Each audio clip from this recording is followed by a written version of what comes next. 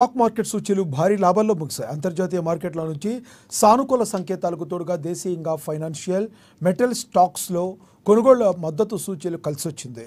దీంతో వరుసగా రెండో రోజు సూచీలు లాభపడ్డాయి. సెన్సెక్స్ ఇండాట్రేడియోలో 1200 పాయింట్ల మేర లాభపడగా నిఫ్టీ 22,800 ఎగువకు ముగిసింది. అన్ని రంగాల షేర్లు లాభాల్లో ముగిశాయి. సెన్సెక్స్ ఉదయం 74,608.66 పాయింట్ల వద్ద లాభాల్లో ప్రారంభమైంది. ఆద్యంతో లాభాల్లోనే కొనసాగింది. ఇంట్రాడేలో 75,385.76 గరిష్టాన్ని తాకింది. చివరికి 1,131.31 పాయింట్లు లాభపడి 75,301.26 వద్ద ముగిసింది.